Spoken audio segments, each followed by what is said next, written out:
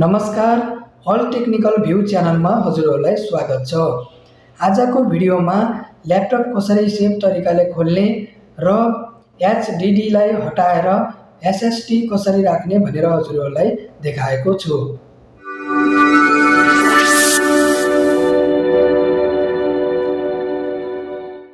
Laptop खोल्न सुरु गर्नुभन्दा पहिला यी कुराहरू गर्नुहोस्। सबैभन्दा पहिला त ल्यापटपलाई सुट डाउन गर्नुहोस्। त्यसपछि ब्याट्रीलाई हटाउनुहोस् ल्यापटपबाट र हजुरहरूले यदि चार्जमा लगाउनु भएको छ भने प्लगबाट चार्जरलाई निकाल्नुहोस् र बल्ल खोल्न सुरु गर्नुहोस्। ल्यापटपमा एचडिडी हटाएर एसएसडी राख्नको लागि हजुरहरूसँग यी दुई कुरा हुनुपर्छ। सबैभन्दा पहिला त हजुरहरूसँग एसएसडी रेडी हुनुपर्छ। त्यसपछि हजुरहरूले ल्यापटपमा रहेको स्क्रुलाई हटाएर खोल्नको लागि हजुरहरूको ल्यापटपमा कस्तो खालको स्क्रु प्रयोग गरेको छ त्यस्तो स्क्रु खोल्नको लागि हजुरहरूसँग स्क्रुड्राइभर हुनुपर्छ। त्यसपछि हजुरहरूले ल्यापटप खोल्न सुरु गर्न सक्नुहुन्छ। अब म भिडियो सुरु गर्नेछु र हजुरहरूलाई ल्यापटप कसरी सेफ तरिकाले खोल्ने भनेर देखाउने छु। भिडियो सुरु गर्नुभन्दा पहिला हजुरहरूसँग एउटा अनुरोध छ। हजुरहरू यदि यस च्यानलमा नयाँ हुनुहुन्छ र च्यानललाई सब्स्क्राइब गर्नुभएको छैन र यस्तै टेक्निकल सम्बन्धी भिडियोहरू हेर्न चाहनुहुन्छ भने च्यानललाई सब्स्क्राइब गरी साइडमा रहेको बेल आइकनलाई पनि दबाउन नभुल्नुहोला। भिडियो हेरिसकेपछि भिडियोमा एक लाइक गरिदिनु होला र कमेन्टमा सल्लाह सुझाव दिनुहोला। हजुरहरूको सल्लाह सुझावले मलाई हौसला मिल्नेछ र भिडियोलाई धेरैभन्दा धेरै सेयर पनि गरिदिनु होला ताकि यस्तै भिडियोको खोजीमा रहनुभएका साथीहरूलाई सहयोग मिल्नेछ। एसएसडी लगाउनको लागि चाहिँ सबैभन्दा पहिला हजुरहरूले आफ्नो ल्यापटप अथवा पीसीलाई चाहिँ हजुरहरूले चार्जिङ प्लगबाट निकाल्नु होला। त्यसपछि हजुरहरूले कुनै ज्याकहरू अथवा पेन ड्राइभहरू अथवा मेमोरी कार्ड लगाउनु भएको छ भने त्यो निकाल्नु होला। सुट डाउन गर्नुपर्ने हुन्छ, सुट डाउन गर्नुहोस्। कुन ल्यापटप छ हजुरहरूसँग सबैभन्दा पहिला त हजुरहरूले यो टाइपिङ किबोर्डलाई निकाल्नुहोस्। बिस्तारै निकाल्नु होला है, टुट्न सक्छ।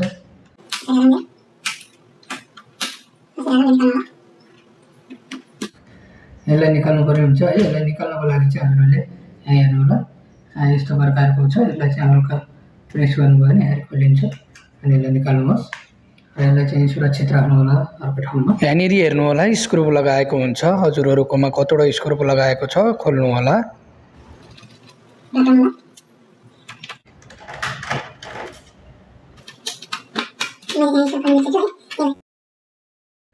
यसरी खोलिएका स्क्रुहरू एक ठाउँमा सुरक्षित राख्नु होला, पछि लगाउनु पर्ने हुन्छ।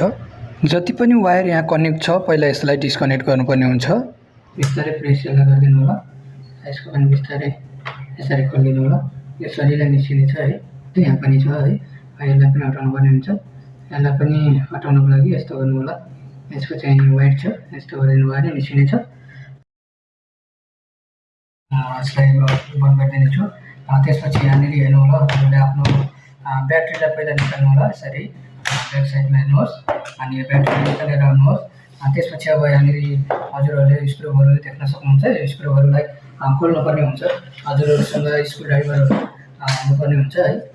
कस्तो खालको स्क्रुड्राइभर छ यसरी हजुरहरूले कुन लाग्छ त्यो हेर्नु होला। त्यसपछि स्क्रुड्राइभरबाट यसलाई खोल्नुपर्ने हुन्छ।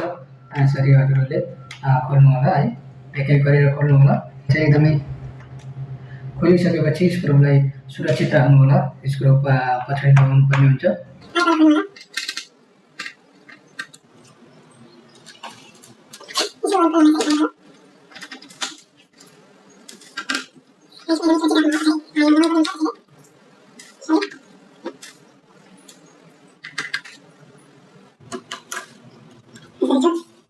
स्क्रुहरू सबै खोल्नु भएपछि कभर खोल्नको लागि स्क्रुड्राइभरको सहायताले बिस्तारै खोल्नु होला, फोर्स नगर्नु होला है, फुट्ने ओर्ने हुनसक्छ कभर। यस्तो हुन्छ है।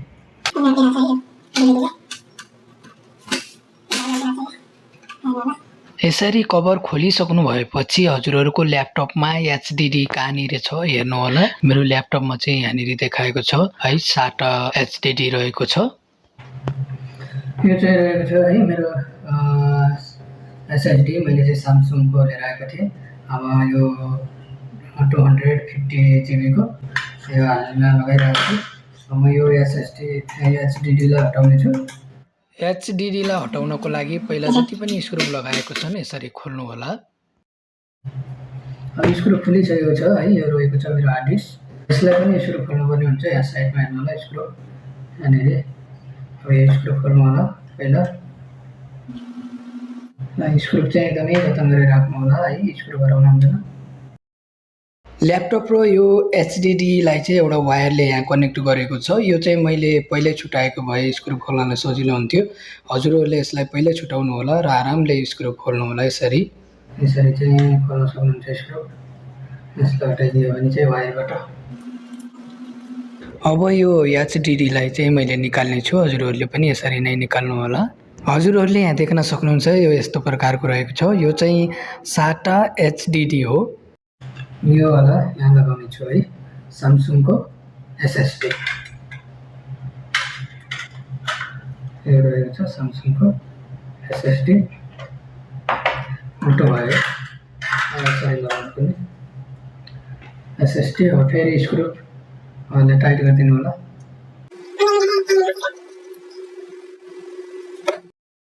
यहाँनिर एसएसडी राखेर स्क्रू टाइट गरिसकेपछि अब हामीहरूले यसलाई ल्यापटपसँग कनेक्ट गर्नुपर्ने हुन्छ। पहिला छुट्याएको जुन वायर थियो त्यसलाई यसरी नै पहिलाको जसरी कनेक्ट गर्नु होला। पहिला जसरी थियो त्यसरी नै लगाउनु होला। पहिलाको स्थानमा राखिदिनु होला यसरी। अब यहाँनिरको स्क्रू टाइट गरिदिनुहोस्।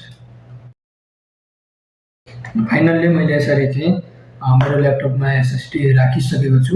हजुरहरूले पनि आफ्नो ल्यापटपमा हार्ड डिस्कलाई हटाएर चाहिँ यसरी एसएसडी राख्न सक्नुहुन्छ। यो चाहिँ हार्ड डिस्क रहेको छ जुन ल्यापटपमा पहिल्यै आएको थियो। मैले चाहिँ 7-8 वर्षपछि चेन्ज गर्दैछु।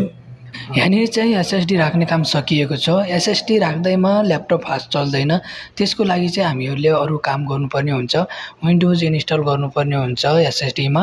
विन्डोज इन्स्टल कसरी गर्ने भनेर चाहिँ अर्को भिडियो लिएर आउने छु। हजुरहरूले अर्को भिडियो हेर्नु होला। अब यहाँनिर हेर्नु होला एउटा यस्तो पत्ता हुन्छ। यो पत्तालाई चाहिँ हजुरहरूले यसरी मिलाएर टक्क राख्नु होला। त्यसपछि कभरलाई राम्रोसँग मिलाएर क्लोज गर्नु होला र स्क्रू लगाउनु होला। अब चाहिँ स्क्रू टाइट गर्नुपर्ने हुन्छ। पहिला जुन जुन ठाउँबाट स्क्रू निकाल्नु भएको थियो त्यो ठाउँमा स्क्रू राख्दै 1 बाई 1 स्क्रू ड्राइभरको सहायताले टाइट गर्नु होला। यसरी पछाडिपट्टिको भागमा स्क्रू टाइट गरिसकेपछि अब यसलाई फ्रन्ट साइडतर्फ फर्काउनुहोस् र यो किबोर्ड भागमा हेर्नुहोस्। यहाँनिर हामीहरूले पहिला वायर डिस्कनेक्ट गरेका थियौँ। त्यो वायरलाई फेरि पुनः जोड्नुपर्ने हुन्छ। जहाँबाट जुन वायर डिस्कनेक्ट गर्नुभएको थियो हजुरहरूले त्यही ठाउँमा पुनः फेरि जोइन गर्नुहोस्। किबोर्डलाई पहिला डिस्कनेक्ट गरेको ठाउँमा फेरि पुनः जोइन गर्नुहोस्। हजुरहरूले किबोर्ड प्लगलाई जोइन गर्नु भएपछि यहाँबाट जतिवटा स्क्रू निकाल्नु भएको थियो जुन जुन ठाउँबाट त्यहाँ राखेर टाइट गर्नुहोस्। त्यसपछि किबोर्डलाई पहिलाकै जसरी राखेर क्लोज गर्नुहोस्। हजुरहरूले आफ्नो ल्यापटपमा एसएसडी राख्नु भएपछि अब एसएसडीमा विन्डोज इन्स्टल गर्नुपर्ने हुन्छ। एसएसडीमा विन्डोज इन्स्टल पनि हजुरहरू आफै गर्न चाहनुहुन्छ भने मैले यसै च्यानलमा अर्को भिडियो लिएर आउने छु। हजुरहरूले यदि यस च्यानललाई सब्स्क्राइब गर्नुभएको छैन भने च्यानललाई सब्स्क्राइब गर्नुहोस् र त्यो भिडियो हेर्नुहोस्। धन्यवाद हजुरहरूलाई धैर्यता गरी भिडियो अन्तिमसम्म हेरिदिनु भएकोमा। हजुरहरूलाई भिडियो मन परेमा एक लाइक गरिदिनु होला र भिडियोमा कुनै सल्लाह सुझाव छ भने कमेन्टमा लेख्नु होला र कस्तो भिडियोहरू बनाउँदा ठिक हुन्छ, हजुरहरूलाई कुनै भिडियोहरू चाहिएको छ भने हजुरहरूले लेख्नु होला। त्यस्तै भिडियो बनाउने छु र भिडियोलाई धेरैभन्दा धेरै सेयर गरिदिनु होला ताकि यस्तै भिडियोमा खोजीमा रहनुभएका साथीहरूलाई सहयोग मिल्नेछ।